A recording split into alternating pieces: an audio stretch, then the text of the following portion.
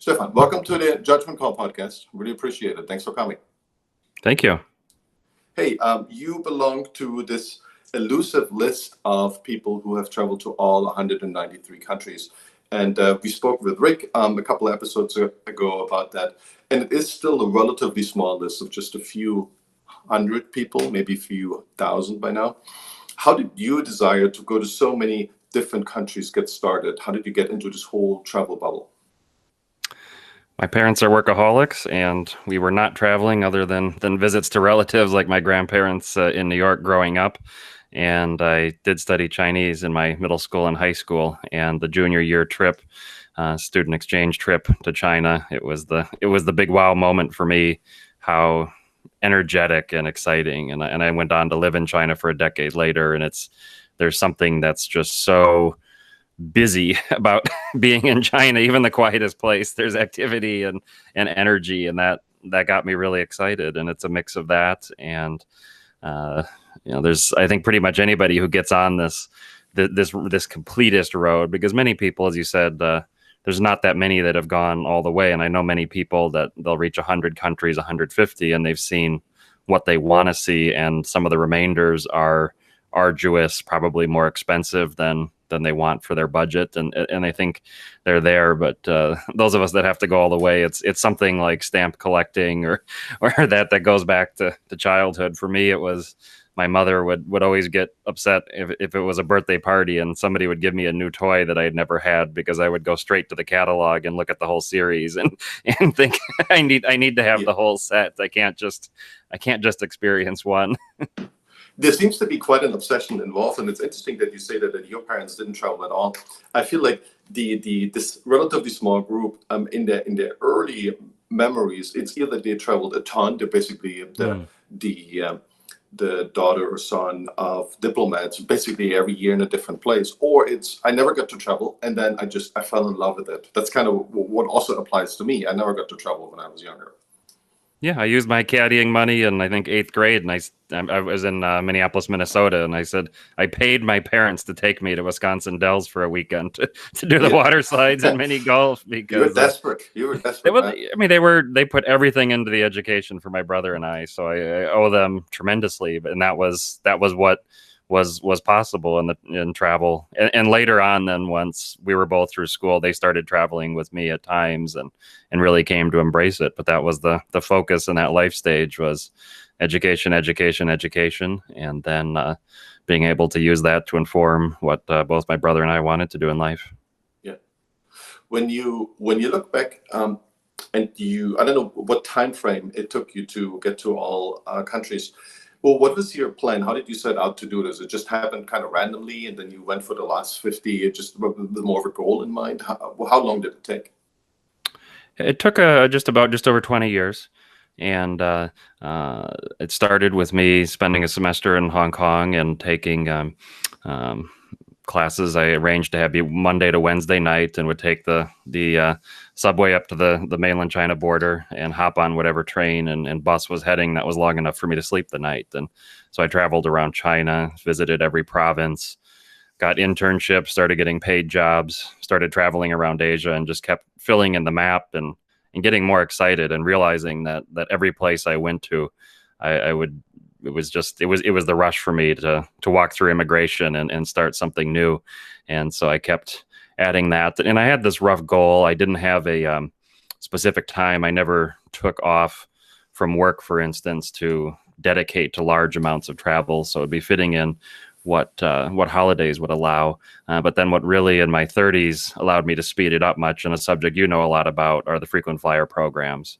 And suddenly destinations that were financially or time prohibitive. There's two big variables in here: the time it takes, and sometimes the slower you go, the more money you can save. If you're on a tight schedule, you often end up facing more costs. And then the means of transports, what's available to you. So learning a lot about the frequent flyer programs got me to the end of that list just a few days before my 40th birthday, whereas I had expected it would be, essentially a retirement. I had not visited much of Europe till near the end. of my last 5 countries, San Marino, Italy, and Greece were 3. And I was thinking that that was going to be my retirement plan, but I was able to pick up the pace a little bit. Yeah.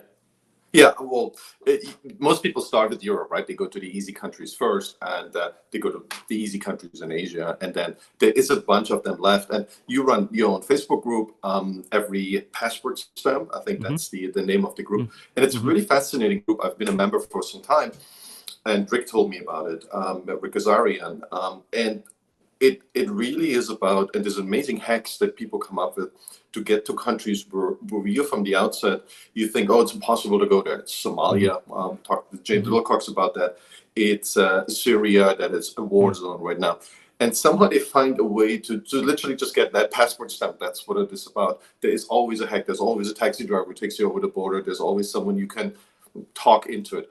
How is that when you started this group? Did you think it will get that specialized? It will get that interesting, or you knew all the tricks already at that point because you went to so many places?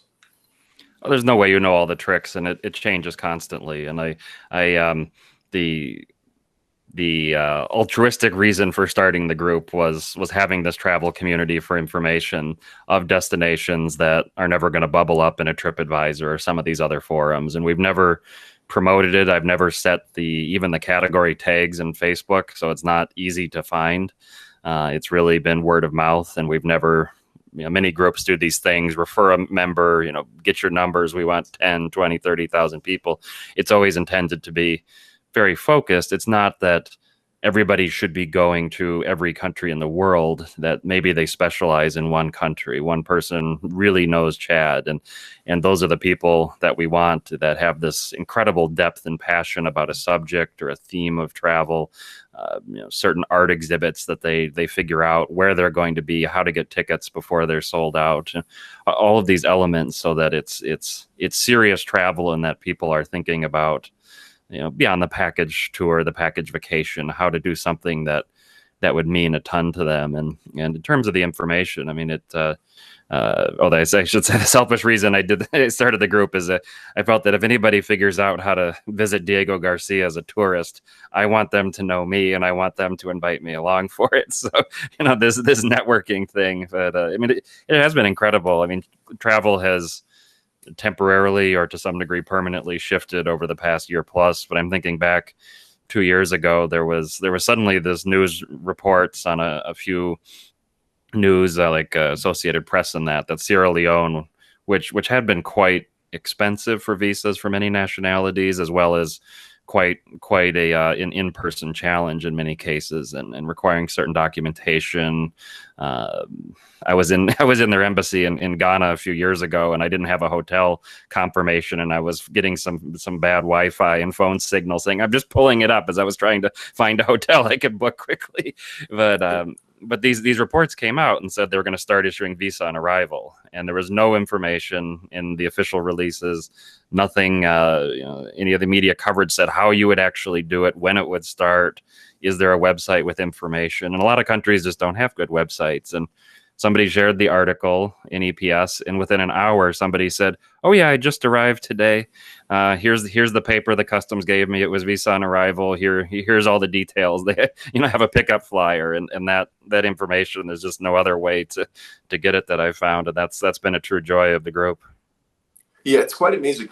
And I mean, the example you gave is in Africa. I always feel like you can kind of, in many places, there is like an informal visa on arrival. It might work or might not, but it's 50-50 most of the time. If you can make it on that plane, then usually it will work.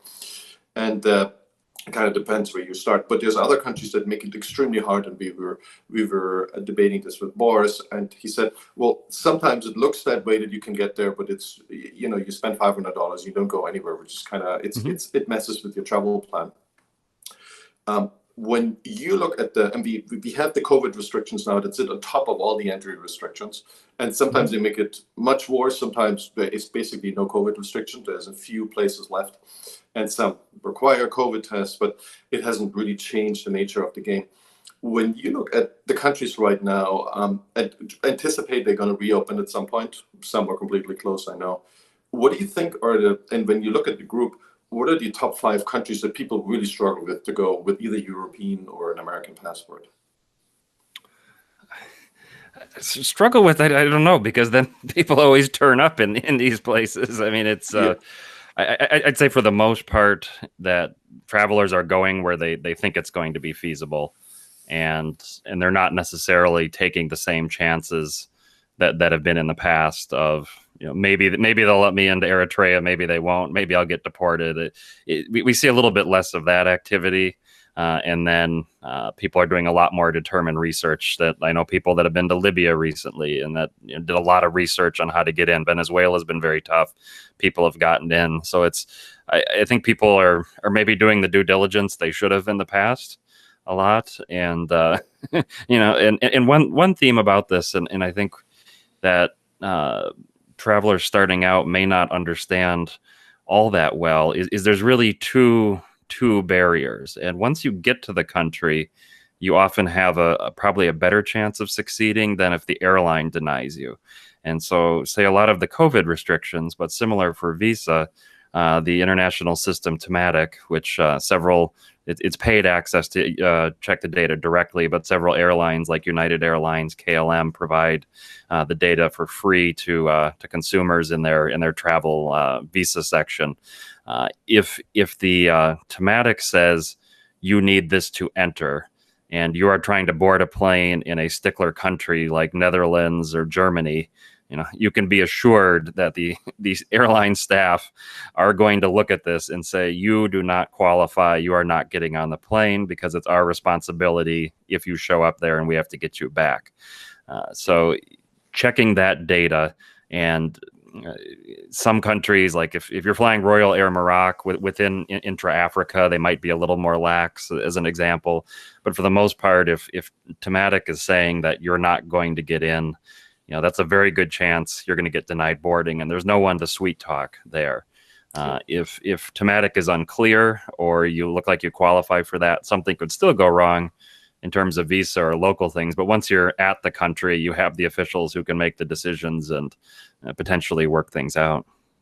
Yeah, my personal experience was with Sudan just in 2019. And it is a country where you can get a visa. You have to pre-arrange it and you pick it up. So it's not that hard. I was just there for a transit, and transits are free. So I wasn't even worried. And it was relatively clear in Thematic what to do. But my transit was much longer. When I booked it, it was 2 hours. Now it was like 17 hours. And that's currently not covered because the guidelines says 4 hours. So it was much easier, because it seems like once you're already in Africa, as you say, with Royal Air Maroc, but also with Ethiopian, they seem to be relatively relaxed. And once I got to Sudan, everyone was like, this is the visa fee. We make it $100 for you and enjoy Sudan as long as you want. I'm like, this is not what I thought it would be, because then I would have come here, right? Then I wouldn't have opted for a transit. I said, no, don't worry about that. It's just what people write down. So there was an amazing sense of hospitality. And I've seen this in many other places, like Cameroon, that are relatively hard to get to. And maybe Angola is one of those. Maybe, I don't know if these things change. But as you say, once you make it into the plane, which is a 50-50 situation, you're mostly going to make it into the country. How do you get to Libya right now? Do you try to avoid the officials, but then you don't get, like, you literally just cross the border illegally? Or is that the idea? But how do you get your passport stamped then? Oh no, I mean there are people who visit, and it's this kind of illegal entry or that is nothing I condone, and I don't know that it even works for Libya. This is generally being invited by an official agency in a business context. So having a business reason that is supported by their documents, and that you could come in and visit. So I know a few that were just there about a month ago and visited, and they did it through all officialdom and did it officially. And that's one thing that I'm very firm on. I've never illegally entered any place. I've never, like when I was struggling for several years to my 193 UN final country was Syria, and spent over 2 years and working on it, and would talk to different people, and they keep saying, well, there's a lot of one-way options, but it's the round trip that are ones you want to. Yeah, how does this work with the sanctions? There's a bunch of countries we Americans are not supposed to go. At least we don't have any business relationship. I'm not sure if this goes all the way into visas, like Cuba, North Korea. Venezuela. I'm not sure if and Cuba kind of changed and flip-flopped quite a bit. Are there any countries we as Americans are not supposed to go at all from the American point of view? Obviously, these countries might have their own opinion on this. In my lifetime, the only one that I'm aware of that really became a you cannot go in a sense was the Trump administration regulations on North Korea, which are still in effect. They're saying the U.S. State Department that a U.S. passport is not valid for travel to North Korea, whereas that's totally separate from any policies that the country of North Korea may have or not. And then Cuba is, as I understand it, not a legal expert, but the Trading with the Enemy Act, which is still in effect, is restrictions on commerce, and then there's certain categories of ways that a tourist or a cultural organization or a business person have been allowed or not. Under the Obama administration, those categories and exceptions were expanded. But if I understand the fine print of the Trading with the Enemy Act, is if you were to say swim to Cuba and walk around and never spend any money and swim away, if that were possible, I think that technically would be acceptable under the act, because you've not, it's not really feasible, but unless you have your own. That's what I always say, right? That's what I always say. No, I haven't been to Cuba actually. Iran, is that a country that's on that list, or we're not affected by that? Obviously, Iran requires you to be in a tour group for most Americans, and that was pre-COVID. It might not come back, or it might come back in a different shape. But does the U.S. also regulate that? No, I mean, there is no Iranian embassy in the United States, and so they have certain consular functions that are handled by the Embassy of Pakistan. As well as the Ministry of Foreign Affairs in Iran approves visas, and so there was extra paperwork. But yeah, all of these different designations and sanctions are usually either focused towards certain individuals, companies, governments, or they are related to certain types of commerce and that don't directly impact tourists. So in the case of Iran, as you said, Americans and British nationals typically have to be in a tour group for Iranian purposes. That could be a tour group of one, but with a guide. But from the U.S. side, no. Actually, that was about a decade ago when I was right during the Arab Spring demonstrations, and I was boarding the flight. I was in business in Atlanta at the time, and took over 2 months, and got my passport the night before. It was like the foreign ministry had the wrong fax number for the Pakistan embassy, and I was coordinating, which it was just ridiculous. But I was boarding and checking in for the flight on KLM. I mean, it was just a direct book from the U.S. and Atlanta to Amsterdam to Tehran, and I kept waiting for somebody to say, "Oh, you're going here, wow!" And nobody blinked, so I was so disappointed. There's a lot of Iranians that still go back. I mean, most of them probably won't, because they don't know if it's a one-way ticket, but a lot of them have to go on official business, on real business, right? So there is a back and forth between Iran and the U.S. Well, I mean, my impression, not an expert in the region, is that in terms of movement of people, Iran is quite open, and I mean, it was just people met on the street. It was that they would have some. First of all, it's an incredibly educated population. I don't know where it ranks in the world rankings, but the people you meet at restaurants, wherever as a tourist you interact, very educated, often speaking English, and often would cite experience, certainly traveling within the region, and often to Europe. I mean, U.S. is a bit of a different case, but it didn't strike me that people were as limited inside as the media would make it portend in terms of their external travel. Yeah, that's really good to hear about Iran, which I think has gotten quite a bad rap. When you think about all the places you've been to, and when you compare it to your expectations, what were countries or places where you felt like, and maybe Iran is one of them, where you felt like, whoa, I didn't have any expectation, or my expectations were pretty low, or they were higher, but it really exceeded your expectations. It really surprised you in a positive manner. It's affordable, the people were friendly, the food was good, all these things that make travel so much better. I was going to ask you about Sudan when you mentioned it. It sounds like you had a very brief experience, but that's one. I never got to go, but the people were amazing. So, which is really interesting. I was in this really weird transit place, and every hour or so, someone with stars on their shoulder, obviously someone who was in the army, came by and checked on me, and I put some food orders in. Well, they asked me if I'm hungry, because there's nothing to eat there, right? It's not like a real airport. It's basically like a waiting room. And then they brought me food, and I'm like, so where do I pay? And they said, no, it's all on us. So every hour, and I was there for 12 hours, someone gave me food, and they didn't speak any English, but I kind of showed them some pictures, and I thought this was amazing. This little insight that I got, which is really tiny, I feel like Sudan is a place with real hospitality, real Islamic hospitality. You mentioned Rick Kazarian in his Counting Countries interview series, and he always asked the most hospitality in the world, and I think 9 out of 10 guests probably mention Iran as this incredibly hospitable place, and that was my experience. But maybe Sudan could rival them in terms of this just an incredible, outgoing, wonderful. I mean, the experience traveling around Sudan is, not only are you seeing the pyramids before the pyramids in Egypt, but just every time you fill up a gas tank, you're suddenly sitting for an hour sipping tea and by the side of the road with just chatting with people. There's so many destinations that have surprised me, and if you're talking from a perspective of, say, an American traveler, like I was just speaking to a person who'd never been to Central Asia, and just pick any country in the region, an incredible experience. That traveler's really into food. A place like Uzbekistan, I mean, you'll gain a kilogram a day, but you'll have this incredible, rich, wonderful food. And even closer to home, say in the Caribbean, that so many of the islands, and I think you've talked to Charles Veely of Most Traveled People. There's Traveler Century Club. These islands that don't have the major international airports, so Saba, Montserrat, very small, quirky places. I've absolutely loved that.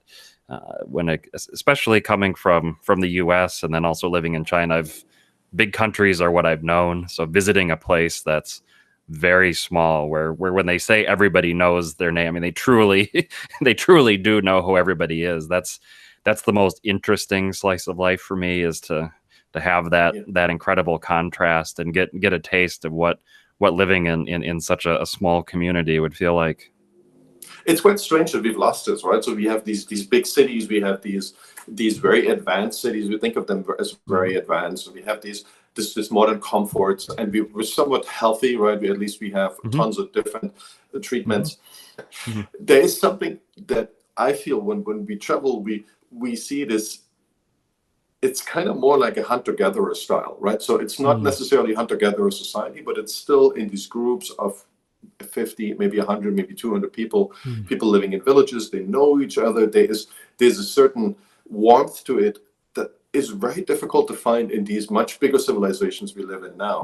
And I think a lot of us, they really miss that part of living. We would say it's subsistence, it's poor, and it's kind of, when you see this a lot in Ethiopia, for instance, or when you see this in India, but there is this warmth between people that seems to make up for all these things.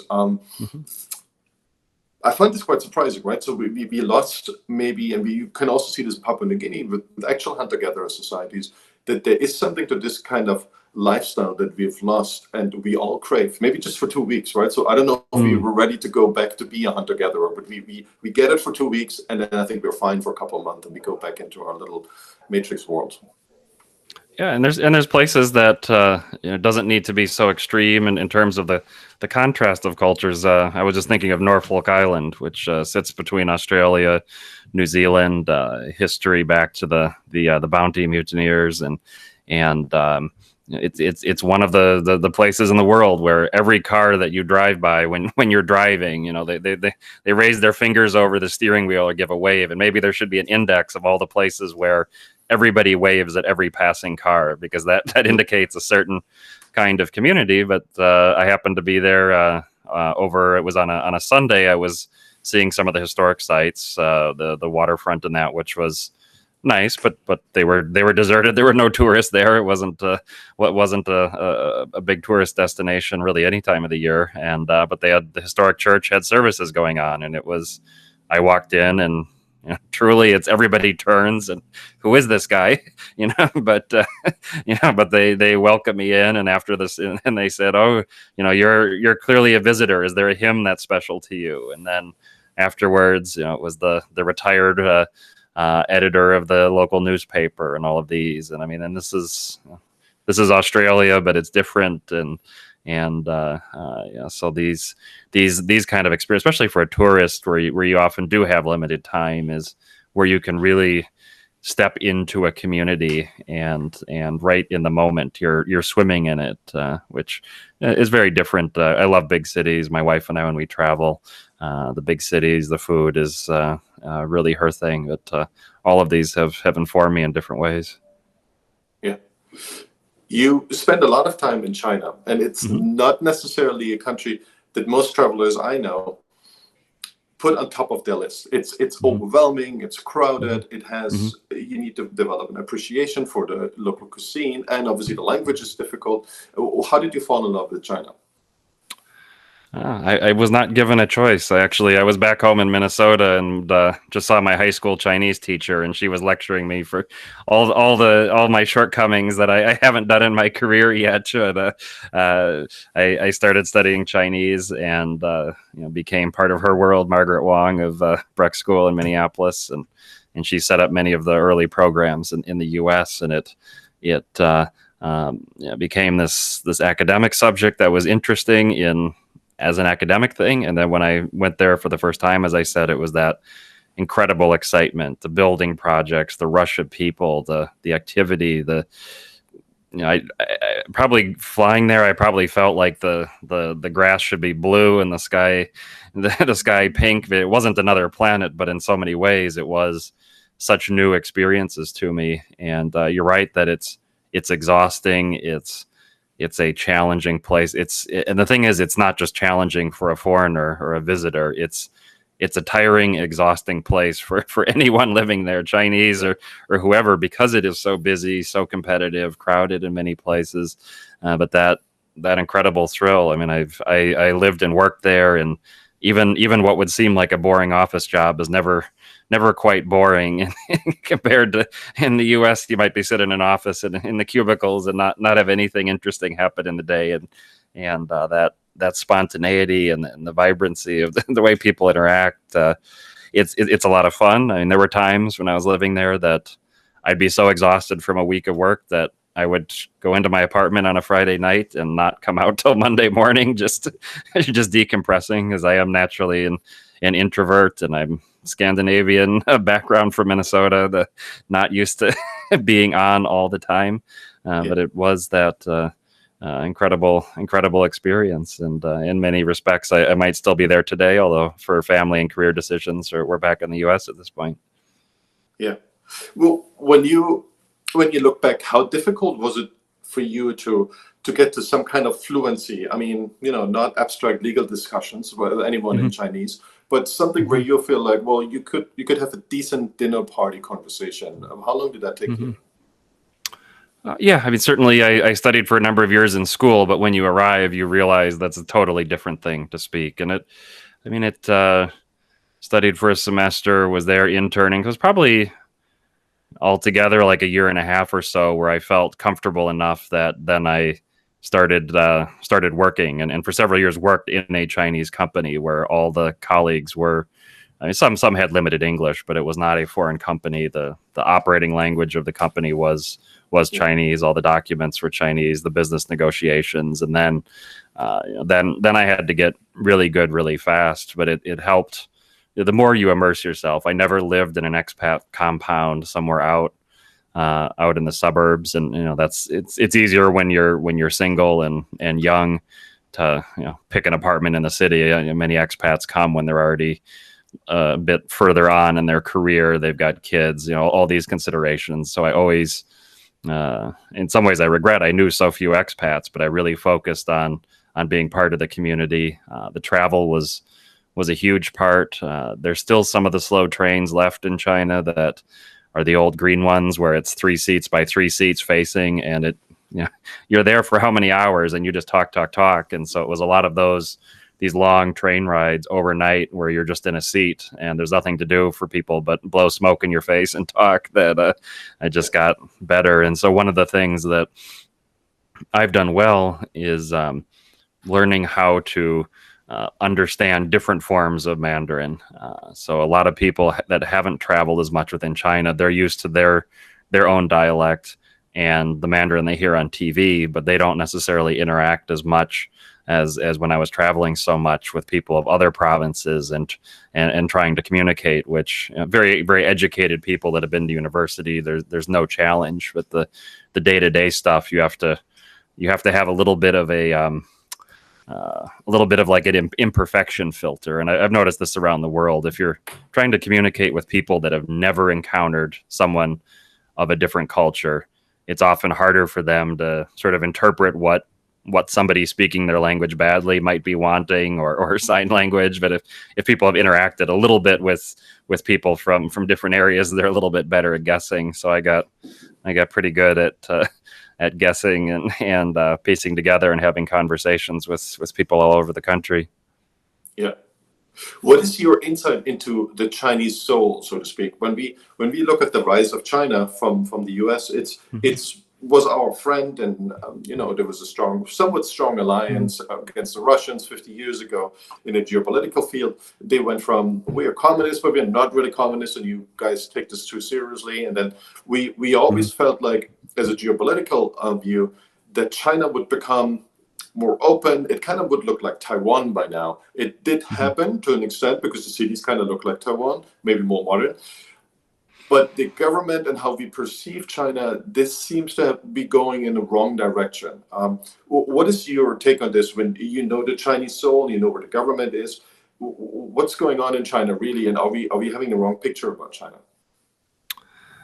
I think there's so many ways to try to get at this, and it is such a complicated thing.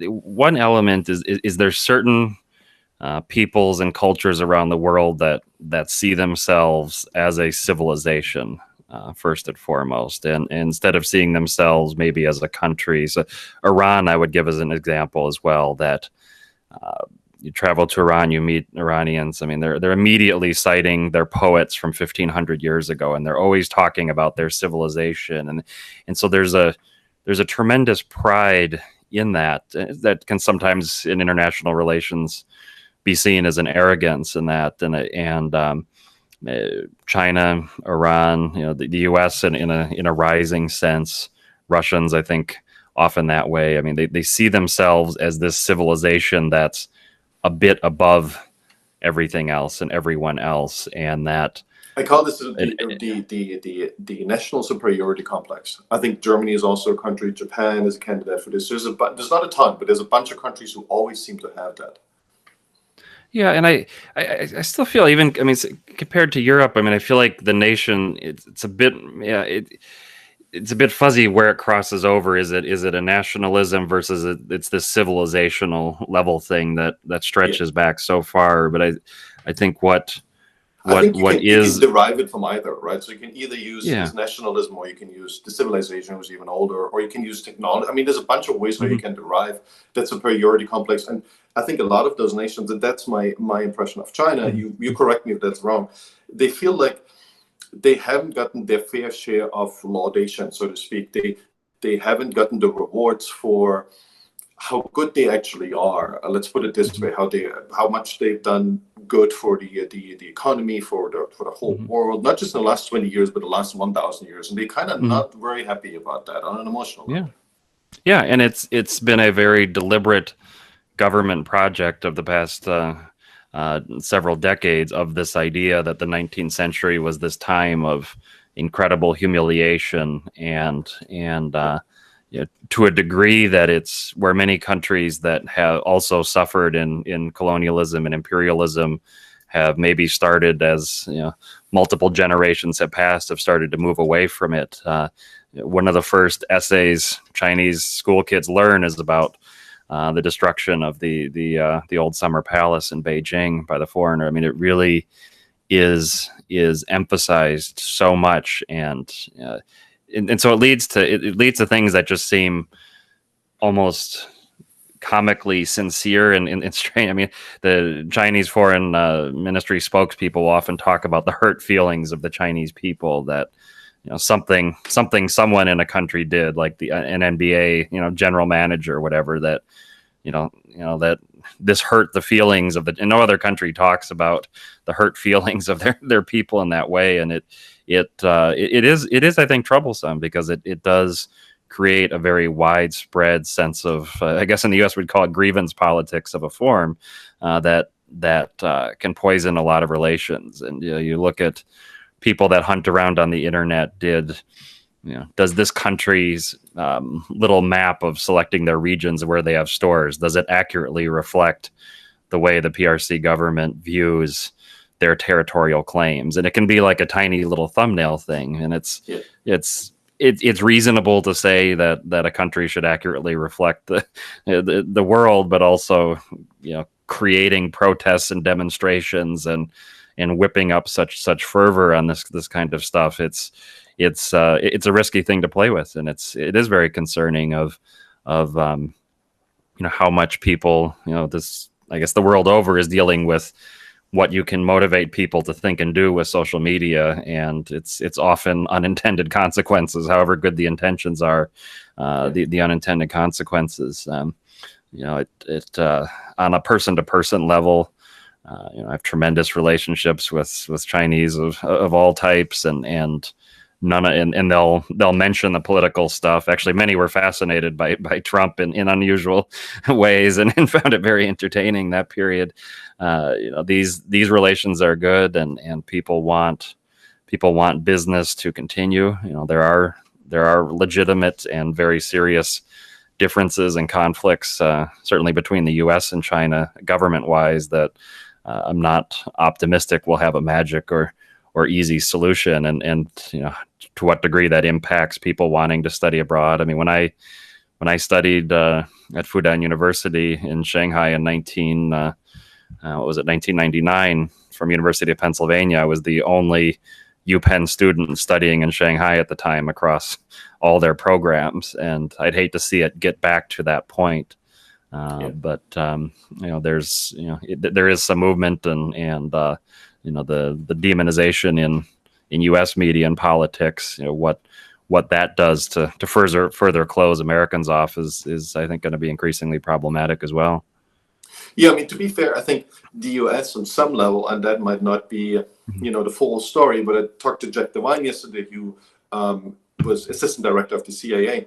He was like, we really have to see what the people on the ground think and what they do, what they want. And then there's a government that's typically not democratic. The CIA has never, and there's probably one or two exceptions, but never in their lifetime run a covert operation anywhere where there's a democratic government. Now, the definition of a democratic government is sometimes a little loose. And, the North Korean government also thinks it's democratic. And the Eastern German government thought they were democratic. And I think to an extent they actually believed their own propaganda there. Usually the tell is when the word democratic is in the country name, that it's... Exactly, that it's not. That it's not. That's often the problem. Or that's spot on. But he said, you really have to look what the people want. If you can go into a country and can kind of help them get rid of the government, but if the people in that country don't want Americans around it, their help, there's nothing you can do. So what we did in Iraq and what we did in Afghanistan, what we know now, we didn't really realize this before we went in, or maybe some people did.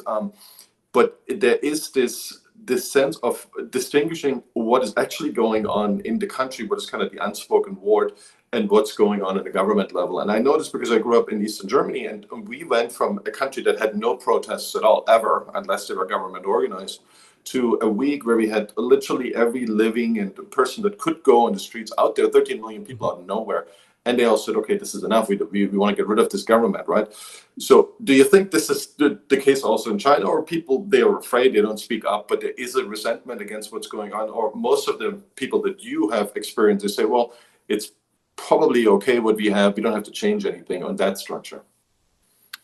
There's a lot of growing sophistication and nuance to it, and China has achieved some incredible thing. The health improvements, literacy.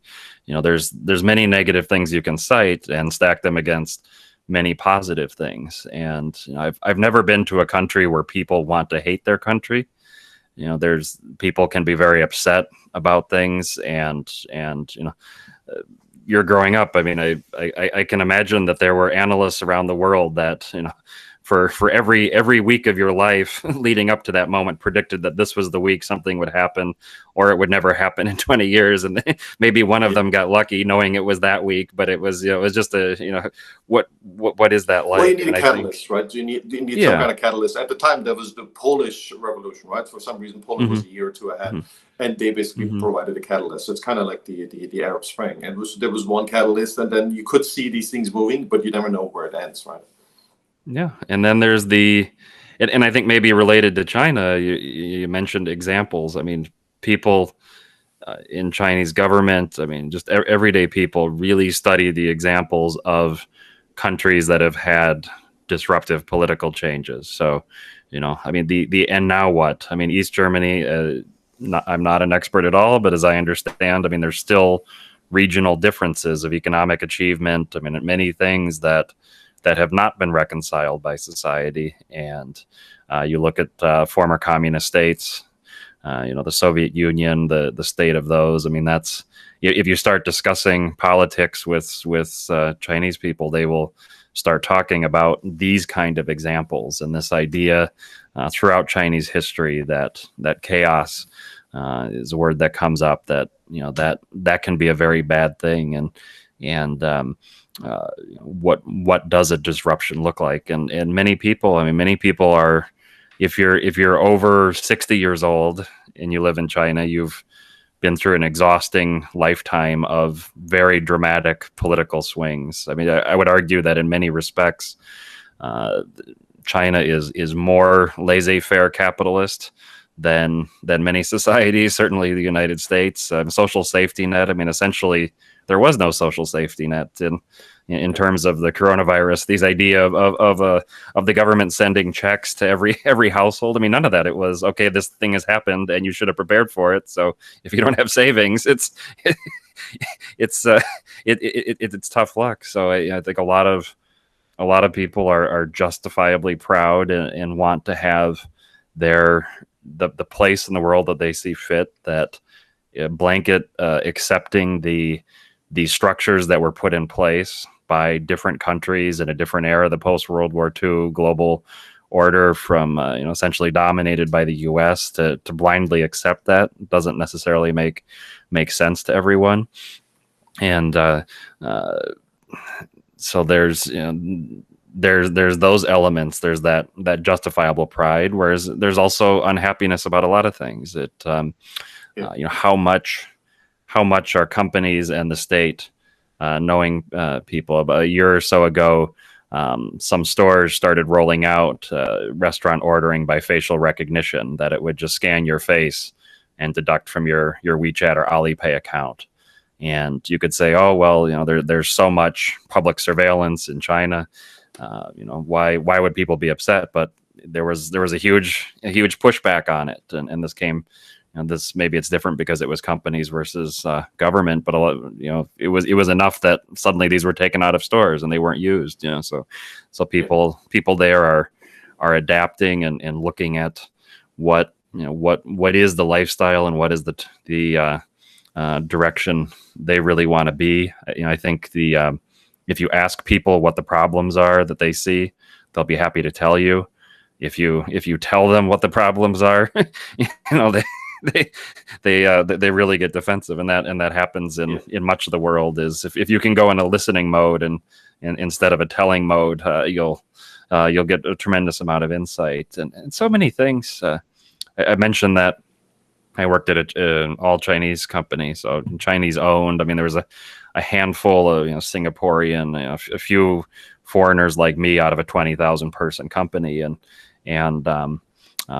one of the things I did, I was in the finance department doing mergers and acquisitions and things, but they asked me to, on some lunch breaks, teach the management team a bit about, help them improve their English, reading financial reports, these kind of things, as well as pick different cultural moments. And we'd have these fascinating discussions. There was the Terry Schiavo case at the time. Which, if that name rings a bell, I don't even remember all the details, but it was a woman in the United States on life support, and I'm forgetting exactly what the situation was with her health, but the prognosis was essentially that there was no possibility of recovery, and should life support be withdrawn.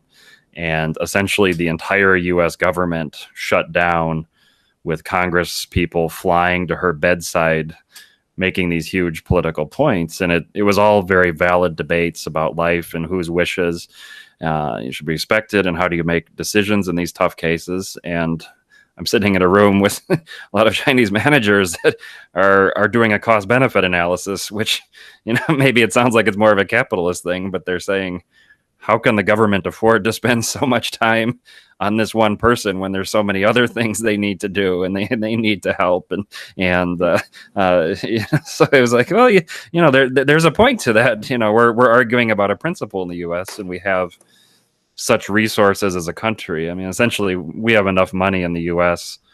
to solve most of our problems if we could agree on what the problems are and what to do. I mean, we have, and that surfeit of or that excess of resources allow us to punt a lot of decisions down the road. I mean, you look at the coronavirus stuff. I mean, it was essentially the typical U.S. idea of wait till the very end and hope the Hail Mary works. And the Hail Mary appears to be working in terms of the vaccine came, and seems to be working enough to make up for not all these staggering number of lives lost, but in terms of the Winston Churchill quote, right?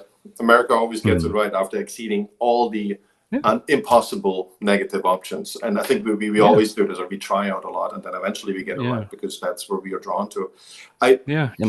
When you think of I don't know if you've thought about that in the geopolitical environment, where do you think we are in 10, 15 years from now? And this is especially related towards China.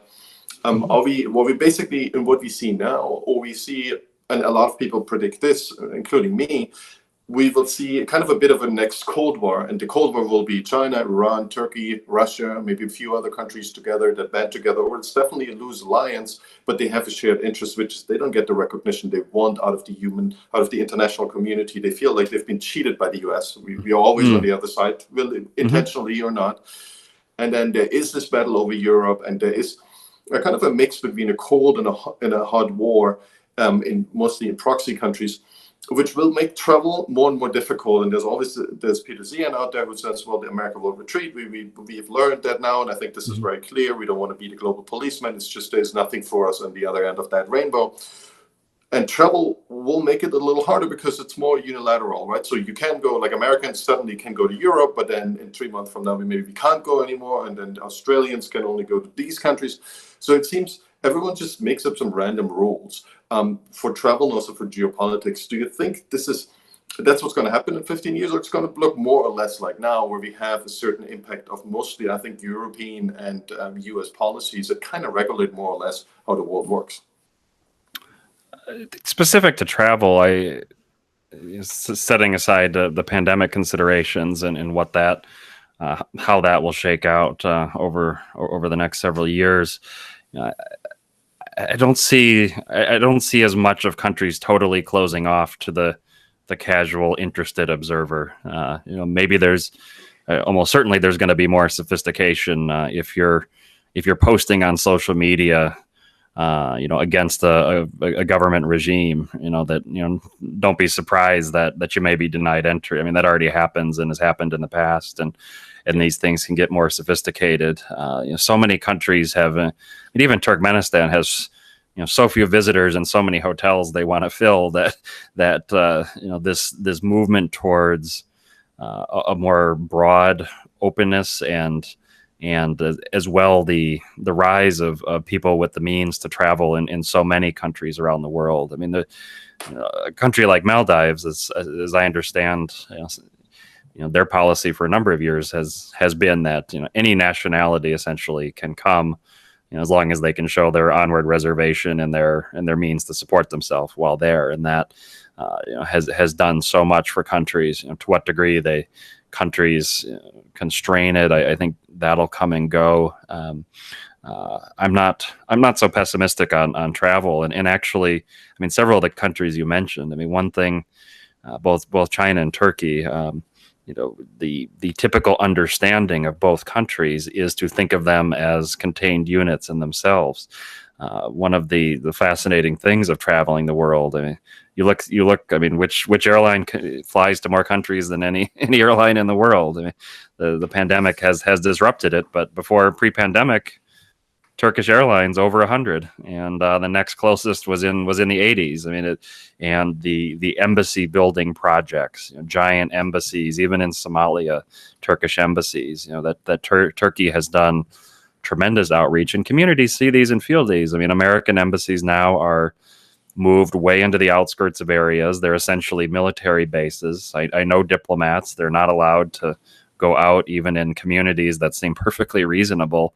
That American withdrawal into a security net and only seeing things in a security relationship does a tremendous harm. China's another that we think of this Chinese state and a Chinese government, but check out the China and Africa podcast, and if you travel around, I mean, there's so many places around the world where this is not a state-based thing. There's one or two Chinese families that run a convenience store in town and a restaurant, and they're all over Africa, all over, increasingly in Latin America, in the Pacific. They're building roots, and they are becoming, even if there's language barriers, assimilation barriers, some of the commerce conflicts, but they are building these person-to-person relationships in countries where an American is like me coming there for a day as a tourist. Maybe there's a Gates Foundation worker that comes flying through to do a survey. So this increasing soft power in just the scope of the diaspora. China's the Indian diaspora in so many communities around the world has been established for decades, and China's community just purely for commerce, for personal interest. The way these have expanded, that's going to have a huge effect, and I think that will speak towards borders and that staying more open than the pessimists might find, and it's a huge thing that will continue to shape impressions of people around the world. There's no substitute for having a positive person-to-person interaction. Yeah, that's for sure. That's maybe a good segue to another question I wanted to ask you. There seems to be this big debate between what is the right way to travel. Is it very fast? So we had a bunch of kids, I would say, that were in their 20s, so went easily to 193 countries. Some of them are barely 19. And then we have the other end where Boris Kessler comes in, who was on a prior episode. He goes as slow as he can afford, often like 4, 5, 6 weeks just for a single country, literally taking in the place. What is your own compromise? How fast are you going to some of those countries, and what's your plan for the next couple of years when you're going to travel? Yeah, I do have an occasional blog called Rapid Travel Chai. So I was when I didn't have time off, I traveled very fast, and I think there's a certain mentality to it. I mean, if your purpose is to set a Guinness World Record and you're not leaving the airport, or you're just stamping in, stamping out, that achieves that purpose, and that's not going to be more than that. I've been in places where I've spent a packed 24 hours, and I think the first day you spend in a place, unless you spend it in bed or at the backpacker hangout with the banana pancakes, if you're out at dawn and back at night and you've walked all day through a place, that first day is incredible and valuable, and it shouldn't be discounted.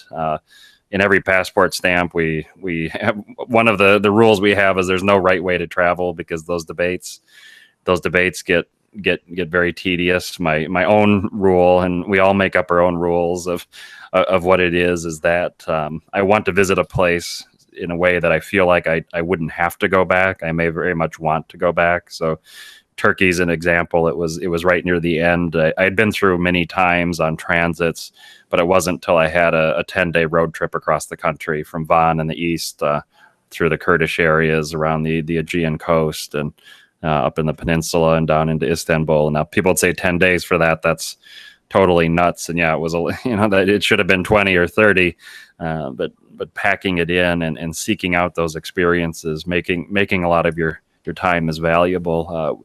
One thing I would advise people, if they can, and maybe it's a bit of a turn on what you said about Boris's thing, is that if you have the opportunity to live in another place,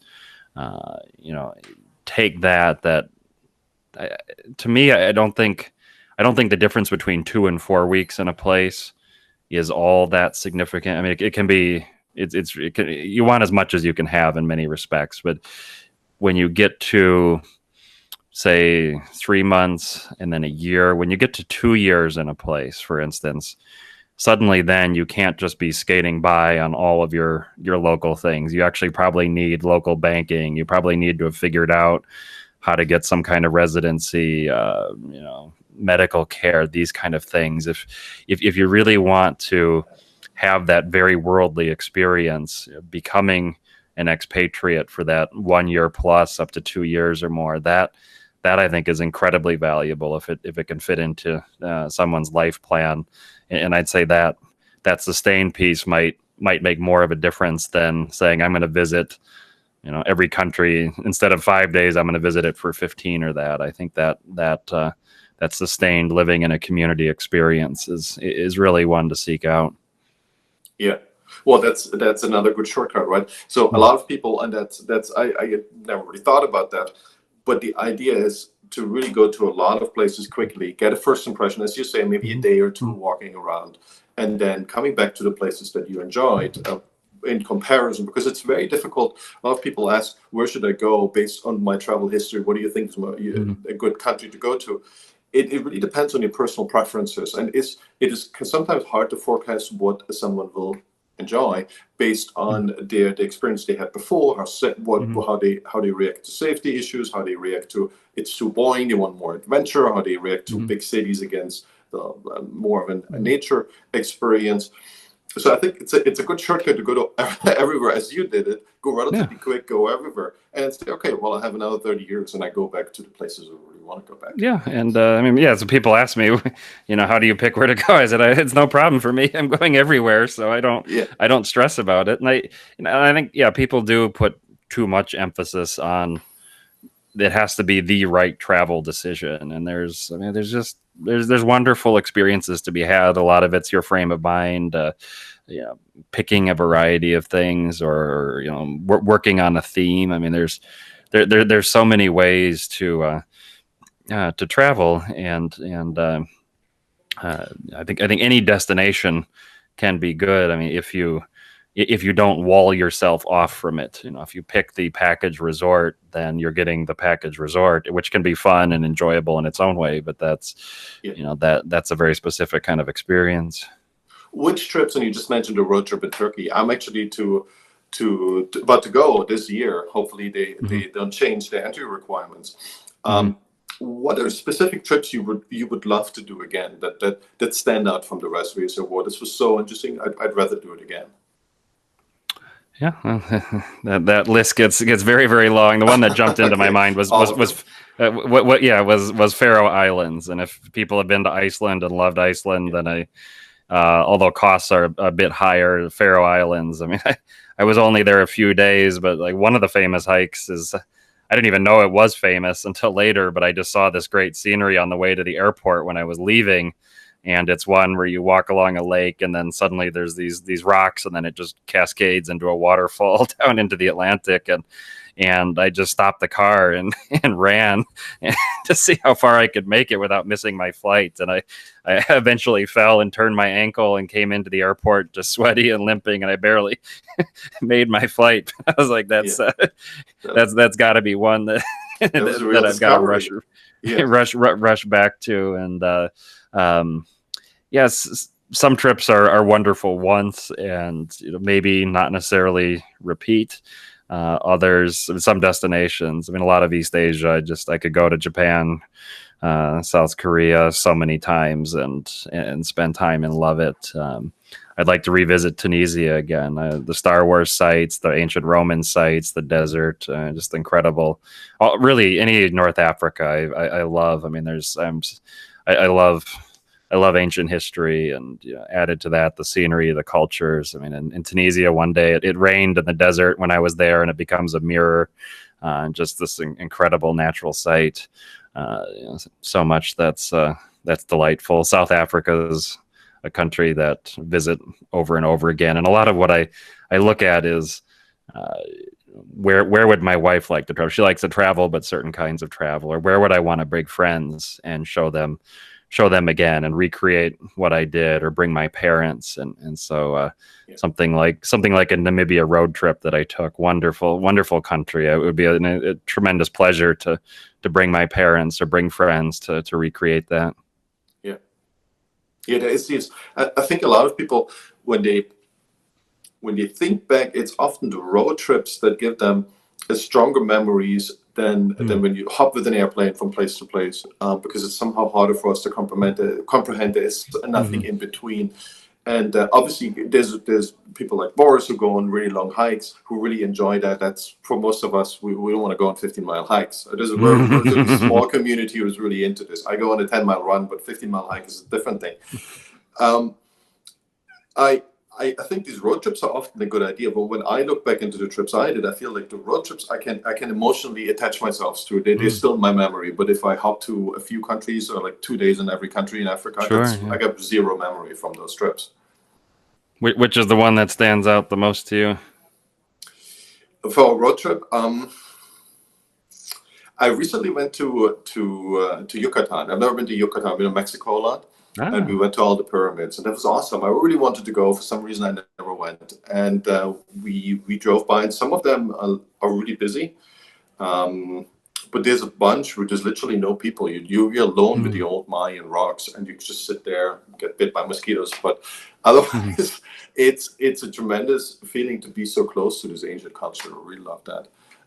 That's the one I recently did. It's very easy to do, right? You just get in, rent a car, and drive wherever you want. It's extremely simple. Yeah, in the road trips, I mean, there's concern. I mean, safety, different concerns about driving and wanting to be careful, but so many experience. I mean, I've seldom taken trains in Europe because it's the cost of the trains, and then I'm stuck in the middle of a city. I've been fascinated. I visit a lot of World War I and World War II. Cemeteries, battlefields, and there's just that's the only feasible way to visit these. And if you want to be there at night, just as the sun is setting, at a poignant cemetery, that moment is by car, and that sense of freedom and spontaneity. I've certainly compared to a bus tour or some of these. If it's within cost wise, driving is actually much less costly than people, especially if they're hopping in Ubers all the time, end up realizing. But if it's within, you need some skills too. I feel like in a lot of countries you don't get an automatic gearbox, which is the first problem. Second problem, you want the stupid American. You want the stupid American manual stories. I know a bunch of people who just can't drive well manual. I mean, they just don't want to go through that effort, right? They're lazy. And okay, I'll tell you my Tunisia story, and this is why the trip. So I was going to Tunisia. I was 2 weeks away from the trip. I could not find an automatic rental in the country. I had never touched a manual, and so I was commuting to work in Atlanta at the time. I found a guy with an old Honda on these hilly streets in suburban Atlanta. For 2 weeks, he taught me. I nearly burned out his clutch. It was, but I learned just enough, and so instead of picking, the airport's going to be too busy, so I pick a pickup in the Golden Tulip Hotel in Carthage. Well, it's on the biggest hill I've ever seen in the middle, and so I pick up the car and I pull it right out of the hotel, totally stall, nearly burn out the clutch trying to get up the hill, and then pulled into a little lane just to calm down. And what am I going to do? I've got to I'm getting picked up near the Libyan border to be taken into Libya and dropping the car off there. So it's not like I have a lot of flexibility, but I'm in this little lane, and it turns out it's a dead end. And there's a woman peeling her string beans at the end of the end of the thing, and I realized on this car I did not know how to get it in reverse. It was a kind of method that I had never seen before. And each time I thought it was in reverse, it inched a little closer to her. And she started picking up her beans and her skirts. And finally, I realized there was an extra little thing to lift up underneath and got it in reverse. And then from there, I had the most wonderful road trip across the country. I mean, on roads that I shouldn't have been on. Tunisia is one that people hitchhike because there's very little public transport. Yeah. And as long as they looked reasonably safe, I just took them in. I didn't accept any payment, and you just meet fascinating people throughout. And yeah, I mean, one town I got stuck and didn't know how to reverse quite right, and got half in a ditch. And some guy came out of a bar and got the car out. I mean, it was I guess at the moment it sounds less fun. But I mean, we think of cars, driving in the U.S. Most cities. I mean, San Francisco is a little different, but most cities it's every child can do it. But then I went to Greece a couple of years ago, and when you rent a car there on the tiny little islands, you basically use that car as going on a hiking trip. That's how that's how small it is. So you can literally sit in that car by yourself. They're tiny. They're all manual. They have like 20 horsepower. And you go up these hiking trails. I'm like, this is not a road. And they're like, no, just go a little further. The beach will be there. I'm like, this can't be real because it goes straight up, like, I don't know, 50 degrees angle. And you can see the wheels spinning, and eventually the beach will come out, right? But it's not what we think of driving. It's basically hiking with a car around you. And these are tiny cars, and they're old, like you don't break anything. But it's strange. It's almost like rally driving with a rental car, which you're not supposed to do, right? But there is no. Give us your Greek island picks, because I've never been to any of the beaches. I've been to historical sites, but well, there's not a ton of the beaches there's good beaches, but there's small beaches and they're super hidden, so you really have to find them. And that was in Milos, so you have to go through the countryside to find them because most of it there's cliffs, like you can't go to the beach straight away. So it's kind of an experience, and it depends on the island. Some might have more beaches, like Crete has more beaches. It's a little easier to get there, but still, there's a lot of mountains involved, and there's cities, and it's Greece. It's everything in between. Yeah, Crete is so large. That was a surprise how big it is, and it's like I'm thinking which of the main archaeological museum was one of the best I've ever seen. Really incredible. Yeah. One thing that I'm personally very interested in: have you made that trip to Barrow or Adak in Alaska? And how did you find that? I have not been there. I've been out to the Aleutian Islands. If you're asking about what is it like to be in the dark all the time, I've been to Svalbard, but I've not been to Barrow or Adak. But in Adak, the problem seems to be there's only one flight in and out every 3 or 4 days. So you can go back on the same plane, but then, well, why are you going there in the first place, right? So you just see it from above. And then otherwise you have to be there for 4 days. And there is a lot of infrastructure there. I haven't found any hotels or guest houses. And you don't need like a permit to go there. I think there's another island where you need that because it's somewhat a military base. But in Adak, you kind of stuck for 4 days. I mean, I don't know. Maybe you just chat people to let them into their houses or their homes. I don't know what's the proper way to do this. Yeah, that one, I apologize, I don't know. A couple summers ago, I took the Alaska Marine Highway, the state ferry system from Homer to Dutch Harbor through the Aleutians, and that was one of the best trips I've ever taken. And with pandemic and before that, they had a governor that was doing a lot of cuts to the system. I mean, some of them go even car ferries to Washington State, but it's a very, very modestly affordable. It's public transport for the state of Alaska, and there's a number of routes, and I would recommend to anyone to consider that. You come with your car on those ferries, or just by yourself?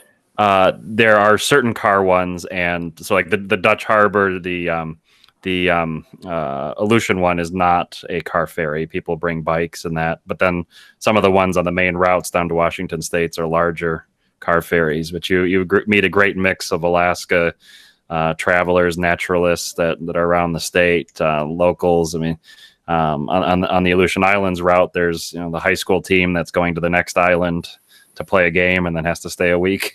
In these really small communities. Some of them are just one was like 80 something people, and it was just fascinating communities and this hidden gem of American travel that I was lucky enough an Alaska resident told me about.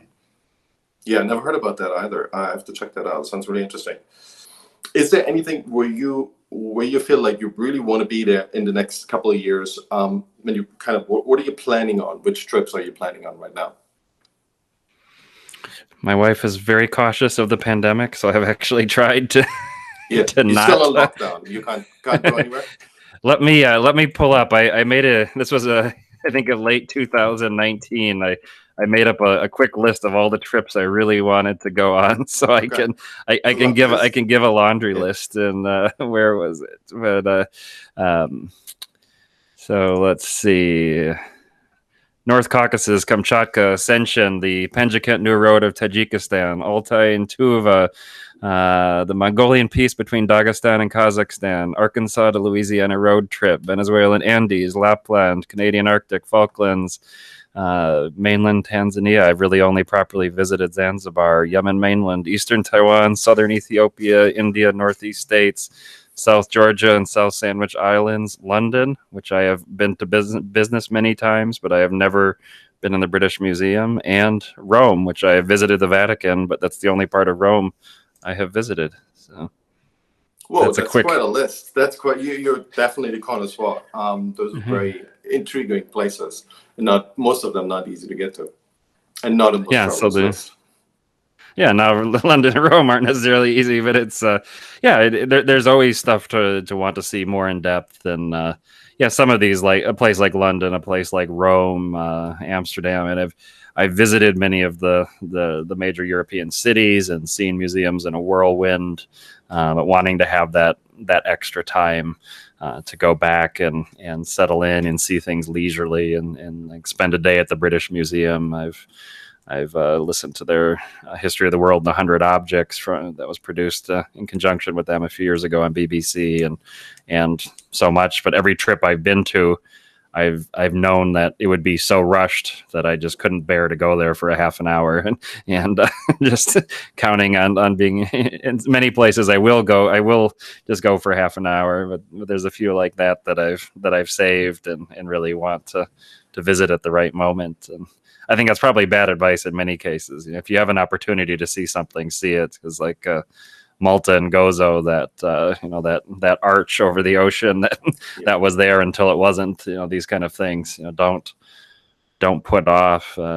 You going back to your asking how I decided to go out to China. I mean, I was interested in a career in business. My parents are in medicine, so they weren't sure other than dropping me off at a country club and say, caddy, earn some money and meet business people. And I met many people, incredibly financially successful. All they would do was share the regrets they had in their life, and they kept telling me. They said, even if you have this dream of going to China, if you wait even a year, 2 years, you get a good job, a good 401k, maybe you're married, it will be so much harder to go and do it. That if you really want to have that experience, don't say it's going to be retirement. Don't say it's going to be when you're 30, when you get the right expat package. Really do it if it means that much to you. And because it's too easy in life to make excuses and to put things off. Yeah, carpe diem is still correct after all those years. Oh wait, I wanted to ask you about Mighty Travels, because I've been a follower I of know, your but business this for is how so it long. works. I always cut people off. I said that earlier. I have a bunch of podcast hosts on the Mm-hmm. show, and we always kind of, before we get into the conversation, we say, well, it's a conversation, and we should both have questions. And that's what they do. They just ask other people the whole time, just ask questions. Mm-hmm. And when they're on my show, they never ask a single question. So maybe I'm too intimidating. Maybe I'm just interrupting them too much. I don't know No. what it is. You keep the But one. I slipped in a few, but no, you're going to tell me about Mighty Travels, because I've known the brand. Now I know the man a little bit. So let's go back to the brand, and you tell me sure, what do you want to about know? What do Mighty you want to know? Travels. Many of the people that are interested in the kind of travels we've been talking about are allergic to, in a sense, to like deals, frequent flyer programs. Yeah, There's only a few of us that seem to cross over to both areas, whereas a lot of the frequent flyer program and fair deal type people, they're only interested in London, Paris, Barcelona, that kind of thing. So yeah. talk about that crossover better than I can. Well, it is an odd industry. I must say, we have a lot of really curious people that are extreme travelers, right? So you got to be curious, otherwise you wouldn't go into that hobby, so to speak. And something interesting happened, and you used that to your advantage to go to all 193 countries. I definitely took um, a lot of advantage of that too. Travel has been going through this metamorphosis where we have mileage programs, we have tons of different promotions, and once you get this travel hacking right, it's got much more affordable and much more enjoyable to travel. I really enjoyed that. And what I always felt is kind of missing is a really easy way to get to travel deals, especially airfare deals that are really relevant to you. Because a lot of stuff that you see from airlines is, well, you can go somewhere, 399 deals, $399 starting from that price point. And then there's no calendar, you can't search when you can actually go for that price. Maybe it doesn't exist anymore. Does it include the taxes? Does it work from other places? It's always been a mess. And I always felt like, why isn't there a solution where I see only these things that are really relevant, either for the couple of airports that I'm actually screening, where I could fly from, where I see the relevant deals that would fit into my criteria. And we allow people, obviously, we give them notifications and we allow them to set a ton of different filtering mechanisms to actually only get the deals they want. It could be only business class, and people are just, they're snobs like the two of us, or they don't care, right? They're like bores, and like it just has to be cheap. And I think that was always missing. What's happening since then, I think, is, and that was like when we started out, it was meta search was still very strong. I used to run a meta search company quite some time ago. And now I think there's Google Flights, and Google Flights is really overtaking this meta search part of travel search, and it's really finally fulfilled that promise that they always had. Google never wanted to do something about travel. Well, they wanted to, but they never did. They never executed on it. And I think now with Google Flights, they've come a long way. And I think where we fit into this whole universe is that we're like this, the notifications that sit on top of Google Flights. Google Flights is not so easy to get the notifications you want when deals come up. It's actually very difficult still. And this is where Money Travels now comes in. But yeah, it's interesting to see how all of this comes back right after the pandemic, and we've seen that we went from being extremely, we all thought it's only going to be a few weeks, right? In March last year, and then we were all convinced of this, and then it suddenly looked really depressing. Flights went down by 97%. I think now the US is, at least American says, that they're back to almost 100% of capacity on their domestic network that they forecast for summer compared to 2019, which is pretty stunning to me. For international, that's a different game, but it sounds like Europe is going to open up next week for vaccinated travelers from the US, and we're going to open up for vaccinated Europeans. So if that happens, that would be a big change, I think, to the whole business. Yeah, and I love that you'll actually post deals to like Dubai to Guwahati, which is actually an India destination. I actually want to go. Which I'm curious. We don't discriminate against any of those, right? Also, so many sites. I mean, they just find that they only get traffic for certain kind of things. I'm curious, what are some of the deals that you're like, there's no way people will be interested, and suddenly there's actually a ton of traffic. A destination in Northeast India is not going to be like the big one, but then maybe suddenly you realize that's like the biggest deal of the year. Well, I don't know if the biggest deal of the year, but you see domestic connections, for instance, in Philippines are extremely cheap, and they can travel to an extent. They're like $5 round trip. Air Asia, or there's a couple of discount carriers that are active, and so that's, people just don't know about that. I always feel it's rare to find good deals in Africa. There's good deals between Europe and Africa, but inside Africa, it's very difficult, or ex-Africa, so to speak. It's very difficult to find deals. Dubai gets a bunch, to the Middle East, Abu Dhabi. So that's something that people often overlook. And also Turkish and some places in the Middle East. You mentioned the Caucasus earlier. They get quite amazing deals too. So there is a couple of things that people just overlook because, well, these are not places they really research because they don't want to go there. They don't even know about them. Very few people have that insight into specific places. That laundry list you just gave us earlier, that's quite a list. I mean, I think a lot of people would find that mesmerizing even to research these places. I couldn't pinpoint most of them, to be honest. Yeah. I'm also curious. So you mentioned places where there's a lot of good deals, and say a few years ago, the as a starting country, like say Sri Lanka was really big, Egypt really big for really cheap fares that originate there. Where are you seeing these days that So it gets the level of sophistication gets a little higher, but people positioning to these places so that then they can then start like a business class ticket, for a very cheap. So Sudan is good. Sudan is still good. I don't think if the round-the-world tickets still work. I'm not an expert in those, to be honest. But Sudan, and you probably saw this, that was just 2 months ago, there was this Sudan deal that worked pretty much anywhere on the planet. Business class around $1,000 round trip. Some of them got canceled, some didn't. This deal has been on and off for about 2 or 3 years. So I actually used it to fly home to the US. That's why I went to Sudan. And so those, you have to really just keep an eye on it. They come and go. Egypt is still very cheap. I think all these deals are coming back. The business class fares, they didn't even file any fares anymore because they wouldn't know if they can operate the flights. But now there's a lot more optimism that these flights might actually come back in reality. So they at least put the fares out there. Sri Lanka, I think, isn't as cheap anymore. India's gotten better or cheaper, for the international traveler. There's a lot of good deals from Northern India, Southern India. That's kind of what I see. And of course, South Africa has an enormous amount of good deals. Also, Mozambique, for whatever reason. I don't know why Mozambique. Qatar flies there, right? Has really good fares from Mozambique. But you don't find the same thing, I don't know, from Namibia. Namibia can be cheap. They actually have good deals too. Very interesting fares and a few $100s only to South America for the longest time. Unfortunately, no more flying there right now, but those deals, at least from Africa, those deals seem to be pretty interesting. But yeah, you need to be flexible, right? So if you live in LA and say you only can travel from LA, then those are for most people not as much of interest. So your favorite is planning the trip, taking the trip, or reflecting after the trip?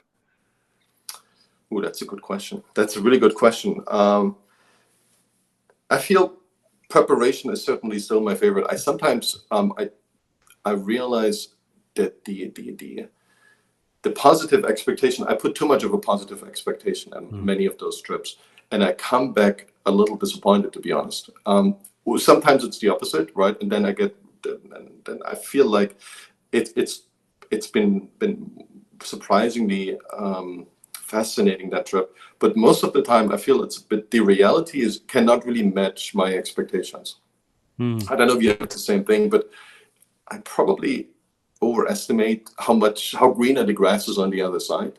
And I'm really excited for the first day, and I want to take it all in. And the second day, but I think by a week later, I'm like, I don't know what I was up to. Why would I think so positively of this place?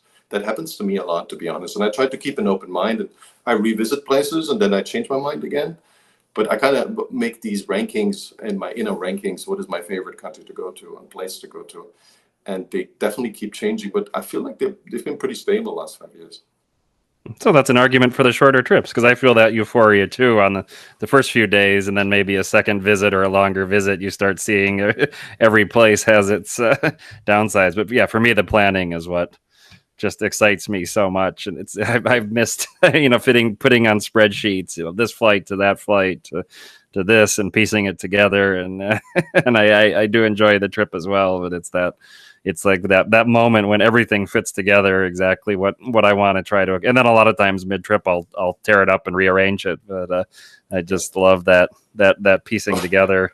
I've been traveling with people, and you literally they make this really tight itinerary, and they knew what they would do every single afternoon. By the time they only had 3 days for the whole country, right? But they get there, and I don't know. I find this overly. I didn't really participate in the planning, so I was just tagging along for the dates in and out the country. So I had my own plans, and literally they get there, they have all these plans and say, "Oh, we're going to change it all. We go to 3 more cities." I'm like, "Are you crazy? I mean, this is just a country in 3 days. How can you go? Well, there's an overnight train. We can make it happen, and we might just be a little late for the flight. So make sure you tell them that we're coming." I'm like, "That's in a country you've never been to. That's crazy." But I don't know if that's your style, but I thought that's just adding a lot of stress to that exercise. So they clearly didn't enjoy the country so much. Maybe they would, but they really packed all that experience in. That's just not for me. I think that's too much. Yeah, and I don't know so much it's having to pack it in, but it's, like you said, if there's one flight a week and it's here to here to here, how do you connect it to get that? And I'll leave big gaps of what I'm going to do on the ground, but often I don't have the flexibility to just say I'll just wait and figure out when the next flight is. That's just not the lifestyle I have. So I put together the transport very carefully, and then as you said, if you're behind the wheel or whatever, you can turn and go this way, that way, figure something out. But I do love. Well, anxiety is a big problem for lots of people to travel. That keeps them from traveling because it's an uncomfortable environment. It's an unknown environment, and I feel you got to strike that balance. So, which is odd. Right? I travel a lot, and I'm at airports all the time. But I usually go to the airports really early. Like people would say, "Oh, you just have to be there an hour and a half early." I'm like, "No, I'm going to be there 4 hours early." And they say, "Well, that's crazy. What are you wasting all your time?" I'm like, I can work there the same way I can work from home, but that's really helps me to go through these trips with zero anxiety. So I never have trouble. I never have anxiety on many of those trips. I enjoy them tremendously, generally, some more than others. And I think this is what a lot of people associate with travel: stress, right? There's all these unknowns, and they come to you and they put you on the spot in that moment. You don't have to write paper, especially now with COVID. But I feel like there's always a way to work that out. Well, not always, but especially with COVID, things have gotten harder. But if you keep that flexibility in mind, things will be okay 99.9% of the time.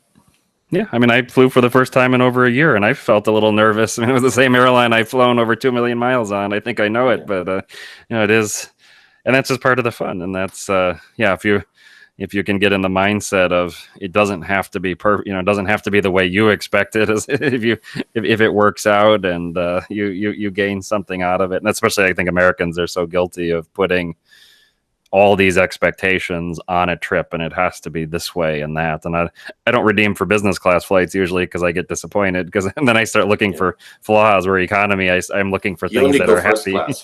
Stefan. Yeah, well, no, but economy. Then I get a Korean Air bibimbap, and I'm like, wow, this meal is really good, and it's economy, and I get it in business class, and it's like, why is it only the economy class bibimbap? There should be more, but yeah, I mean, it's one thing that happened to me. I was in Sri Lanka, and I tried to get out of the country. I was really early at the airport, and the immigration was kind of waiting for me. They knew I would be coming, right? And they were like, hey, you have to go and talk to someone else. I'm like, okay, fine, whatever. And they told me, this is a fake passport, and I'm basically a criminal. I'm like, well, what do you mean? This is the passport I've been traveling with into the country and forever. They say, no, it's all fake, and we got a list from the embassy, and you have to come with us. So I get into this holding cell for 2 hours. I'm like, dude, I want to talk to the State Department and to the embassy in Sri Lanka. They're like, no, we got you, and we just wait for the police to come. And strangely enough, 10 minutes later, after I made that speech, they say, oh, yeah, it's the State Department on the phone. I'm like, what do you mean? It's like 11 p.m., the State Department. And they say, no, it's here in Sri Lanka. It's really easy. And I talked to someone. She said, oh, yeah, sorry, we had the wrong person. And they sent me on my way. But that was really strange, right? So they were convinced I'm that terrorist. And then 5 minutes later, they say, okay, sorry, that was the wrong document, right? Literally just, I don't know, clerical error for that. And that was the U.S. It sounds like the U.S. was driving that too. You got on a U.S. list or something. Who knows? In between, they said, that was the UK. The UK embassy sent us this list. So they all mixed that up. I don't know what it actually was in the end. Nobody wanted to tell me. And then, I just made it to the flight, right? I got like 15 people coming with me. So I went through all the different checks one more time. Very strange experience. But it helped that I was early at the airport. I still made that same flight. Yeah. I'll close by saying, sometimes you start traveling and a decision that seems ridiculous.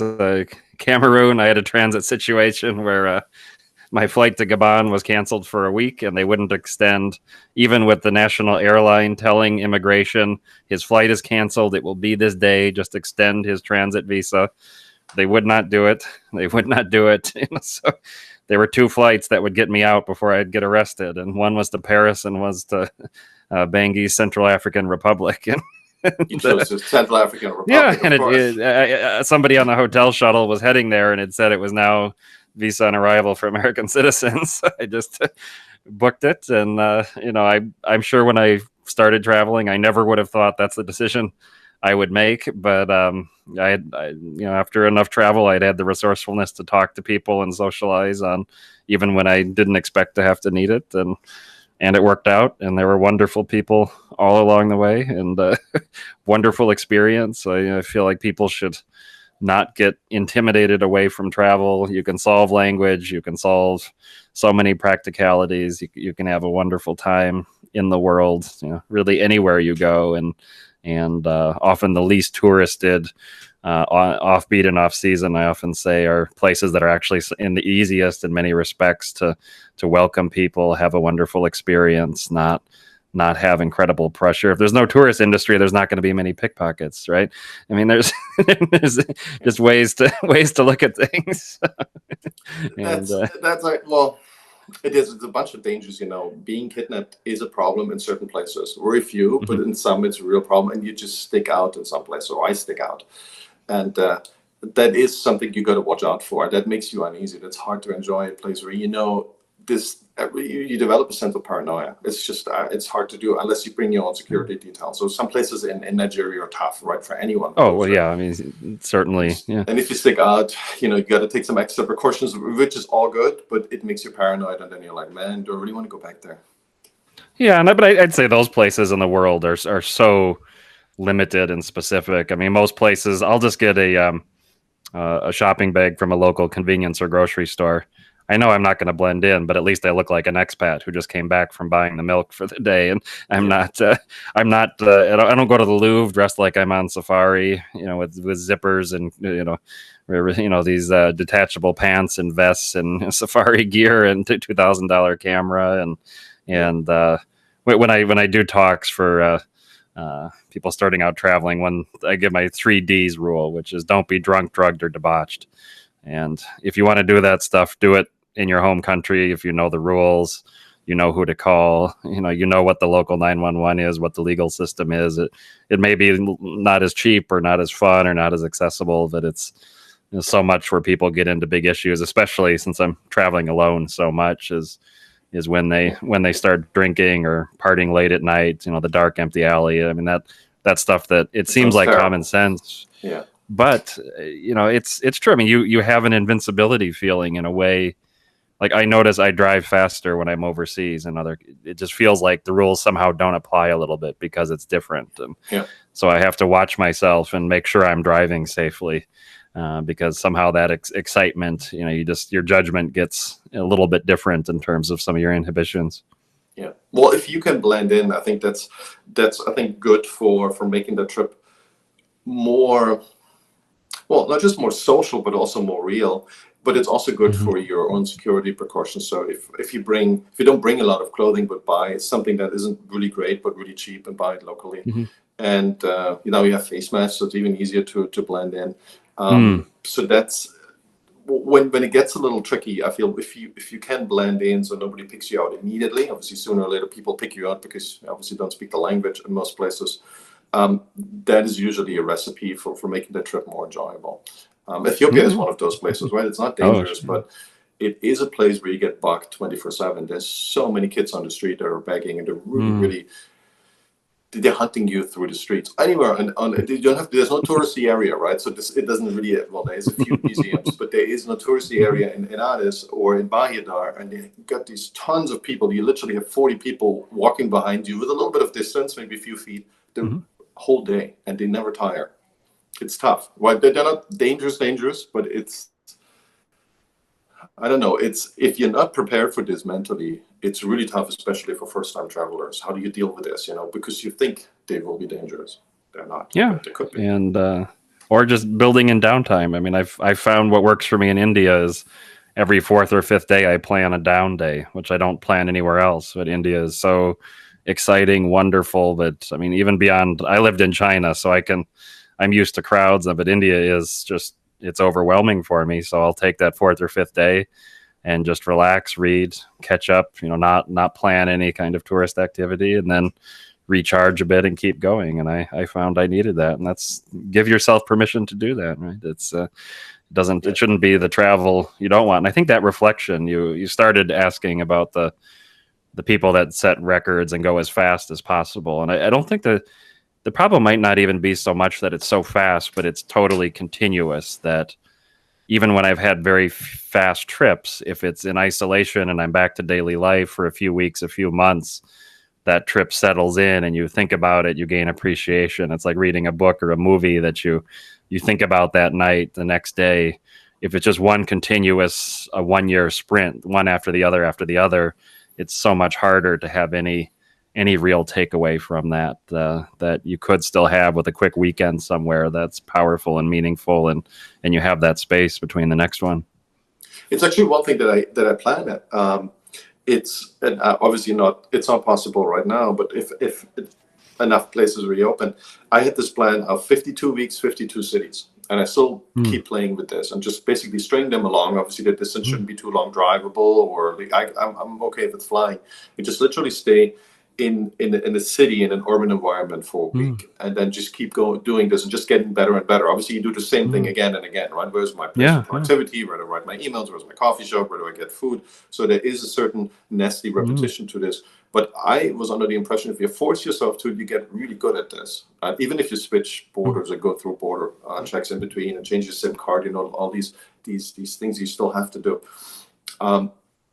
I want to try that out, and I think what is in my mind goes on is that your mental picture changes. You come from this world, right? We are in this sheltered world, and we really enjoy it. How time flows differently when we go to a different place, faster or slower. But in that way, you're just a straight arrow of travel. So I've never done that before. But probably people have done this. I've traveled longer, like for 3, 4, 5, 6 months. But it was 2 weeks at the beach, and then 2 weeks hiking, and then a week in an urban environment. 5 weeks is my longest trip, and I was recovering for a while. So. Yeah. I had after for a couple of months, I had trouble with just going back. I had this PTSD. Well, we've got your podcast extra, turning the tables and hearing more about you. We got the bonus section, and you were successful, Stefan. It's been a delight. Same here. Again, thanks for all your insight. That was really awesome. My pleasure, and I hope if everybody's listened to this and the result is they want to travel, then we've succeeded. If they haven't, shame on me. Please travel anyway. Then we have to do it again. Yes, that's what we have to do. All right, I hope to see you out there. Thank you. Talk soon. Take care. Take it easy. Bye-bye.